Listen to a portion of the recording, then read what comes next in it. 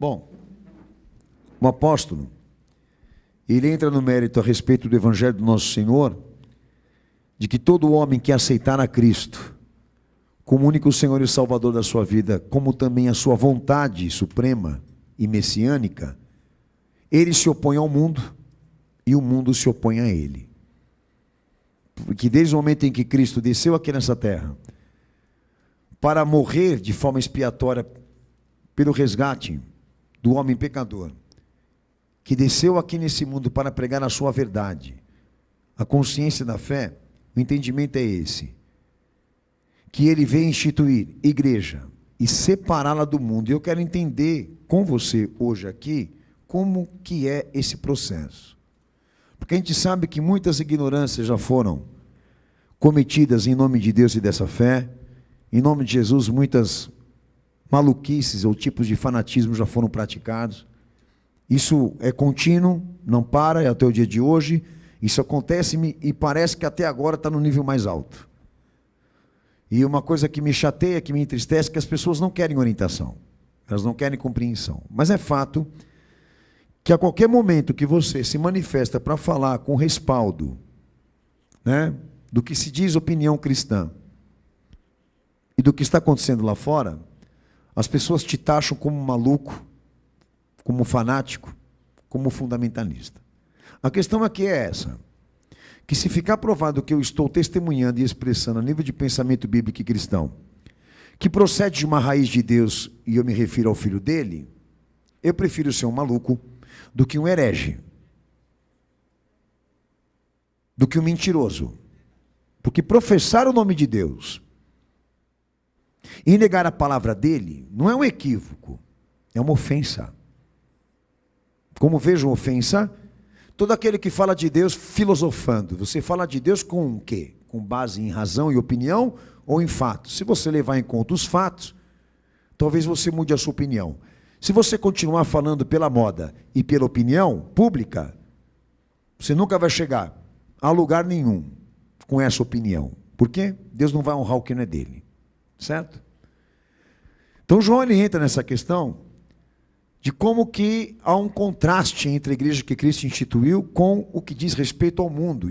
E a gente vai entender que tipo de mundo, o que há nesse mundo, que prejudicaria tanto a igreja de Cristo, que afetaria tanto a igreja dele, do que diz respeito até a esses apelos que João aqui dirige à igreja da época. Tá? Então, pastor, eu vou tratar ponto por ponto, para chegar nessa situação problemática, que é o conceito. Qual é o conceito que você tem de mundo? Porque quando a Bíblia fala do mundo, você tem que entender exatamente o que ela está te alertando. Primeiro detalhe, queria já abrir esse texto aqui, de Romanos capítulo 1, versículo 20, que segue também Gênesis 1, verso 1, também tem um outro texto aqui de Salmos 89 verso 11, pastor, vou ter que ser bem objetivo, mas eu vou ler o texto de Romanos capítulo 1, versículo 20, que Paulo entra exatamente neste mérito de conceito, e um conceito básico. Qual é o conceito básico do que diz respeito ao mundo?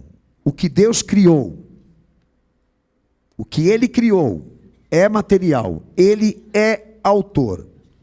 Então, quando eu olho para o mundo, eu entendo, ou me sinto até obrigado, nesse dever, nessa tarefa, de saber exatamente aonde estão esses atributos, né, dele, e também da sua ação, da sua criação.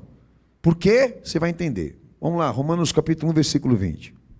Porque as suas coisas invisíveis, desde a criação do mundo, tanto o seu eterno poder como a sua divindade, se entendem claramente, se veem pelas coisas que estão criadas, para que eles fiquem inexcusáveis. Amém? Então existe um mundo da qual Deus ele é autor. E esse mundo que eu me refiro aqui é o mundo onde se comprova que ele se revelou. E quando a gente fala da sua autorrevelação, nós falamos que tudo aquilo que Deus comunicou, soberania, poder, para criar, dar origem, existe uma unidade. Essa unidade, na teologia, ela define da seguinte forma, que tudo que Deus criou, ou seja, tudo que surgiu dele e do seu poder, está controlado por ele. e a sua forma de operar, tá? É inalterável. Você vê que tudo que Deus criou prega uma diversidade, uma variedade, para testemunhar o quanto Ele é poderoso e sábio, soberano. Ao mesmo tempo também essa unidade operacional e funcional, que quer dizer o quê? Que por mais que exista uma diversidade naquilo que Ele criou, Ele é controlador porque elas não se alteram, não modificam, elas permanecem. O homem é um exemplo disso, do que Deus criou e que não pode ser modificado por ciência nenhuma, tá? Nós somos uma unidade dessa criação. Nós somos um testemunho disso, do que Ele foi capaz de criar. Então eu olho para esses atributos e entendo o quê? Que eles existem, que Deus controla, operam em conformidade com a sua vontade e não podem ser modificados por ninguém. Inclusive, independem das coisas. Funcionam sem eu e você.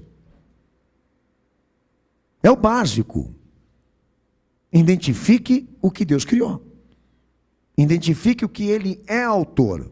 Lembra que eu disse para você aqui nesse culto? Não queira manipular e controlar esse Deus e querer dirigi-lo para lugares que Ele não está. E colocá-lo em circunstâncias, ou até mesmo obras, que Ele não é autor, que Ele não participa. Porque nós deveremos separar aqui o que Ele foi capaz de revelar como Criador, disso, do que o homem construiu. Porque quando a gente fala do mundo que Deus criou, nós não estamos falando do mundo que os homens governam.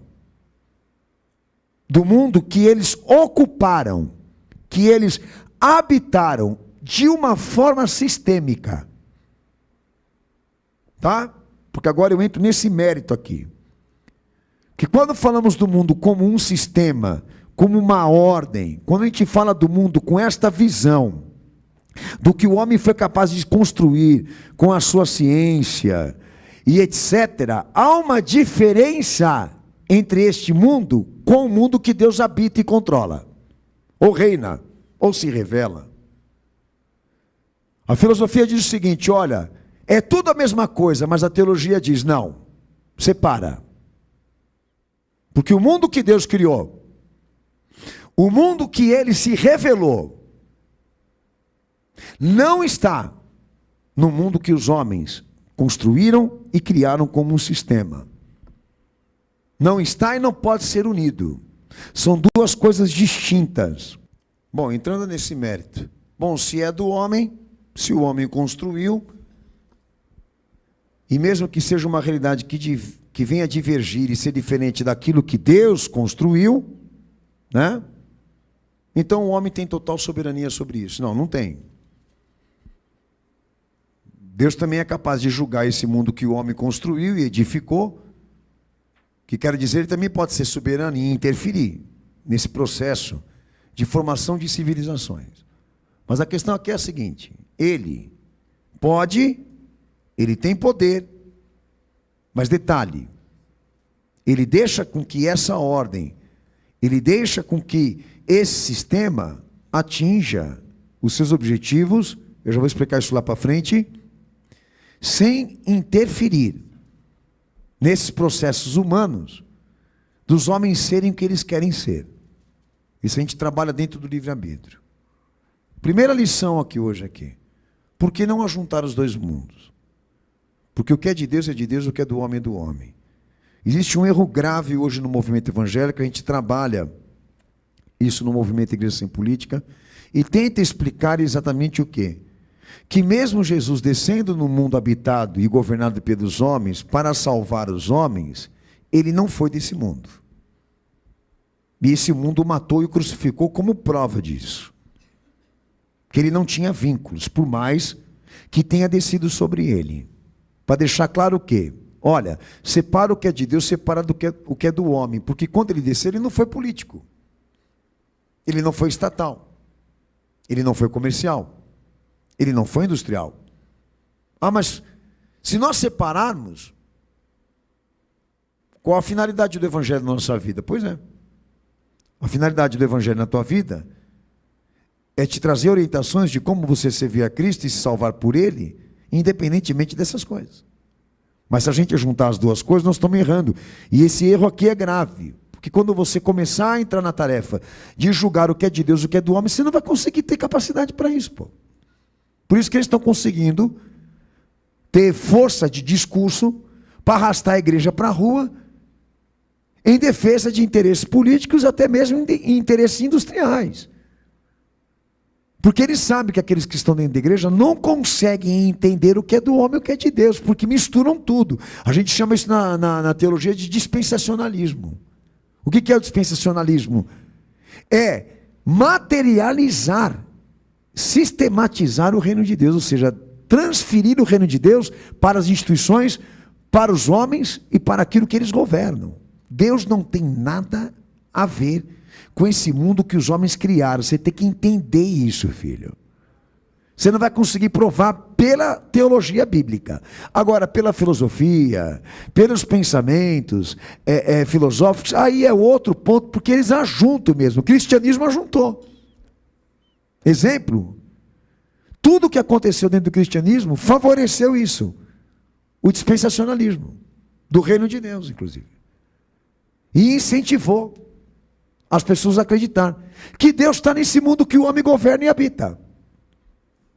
Eu costumo dizer até no movimento, é uma forma de ilustrar ou polir o que os homens estão fazendo de sujeira e corrupção nesse mundo, fazendo com que Deus esteja entre eles, aceitando aquilo que eles são e aquilo que eles fazem. Como? Você vai colocar Deus aqui nessa corrupção e achar que Ele está dançando essa dança com todo mundo? Se é louco, é maluco, se é o quê? Não encaixa, não tem sentido.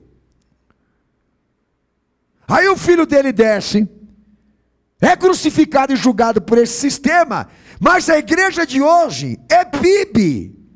A igreja de hoje é PIB. A igreja de hoje é política. A igreja de hoje é popular, ela é artista. Ela é pop. Ela é do mundo. Ela é classe. Ela é religião. Você até pode conseguir fazer isso com a tua cabeça, mas não com os escritos. Primeira tarefa importante e básica, de entender o que Deus criou, que Ele se constitui autor, que Ele é controlador, porque existe uma unidade da soberania dEle naquilo que se opera a nível de natureza, ou isso, do que é natural, daquela outra coisa, do que os homens na verdade se prontificarem em fazer com a sua cabeça, com as suas motivações, com as suas razões. E as duas ciências não se misturam. Mas eles querem unir. Por quê? Porque gera esquema. Porque eles precisam da igreja e de quem está dentro dela para governar.